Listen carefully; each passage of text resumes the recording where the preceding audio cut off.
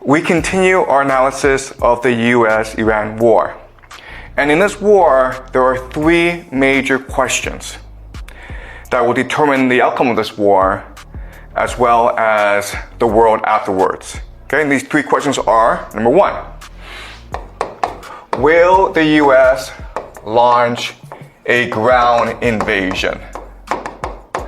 So right now, the United States and Israel are primarily focused on an air war, striking Iran from a distance. In the past, we would call this siege warfare. And as long as it remains an air war, the United States can choose to de-escalate and withdraw from the Middle East. They would lose this war, but the loss would not be catastrophic. Whereas if they choose to launch a ground invasion, it would escalate very quickly and they would be trapped in Iran for the next 5 to 10 years.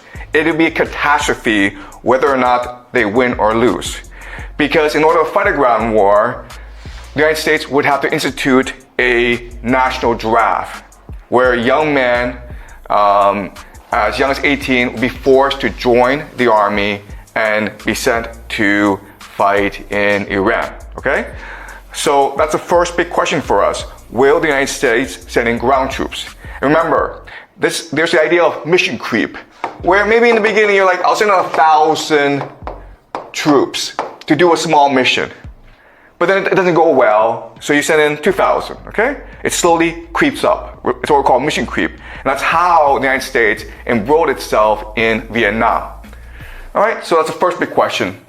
Second big question is, will nukes be used?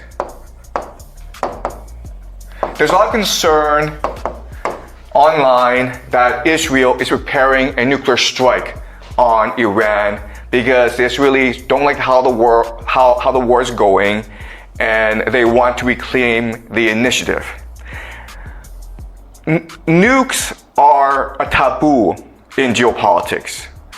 The Americans used them at the end of World War II and no one's used them ever since.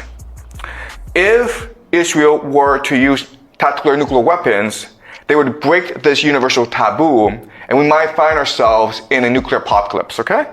So that's a great concern that everyone has right now. And the third question is the Al-Aqsa Mosque. This is the third holiest site in the Islamic world. There's Mecca, there's Medina, and there's the Al-Aqsa Mosque.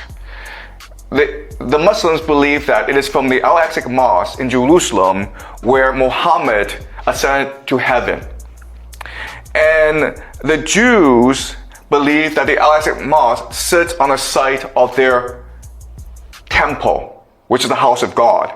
So religious Jews, extremists, want to destroy the Al-Aqsa Mosque to rebuild the third temple.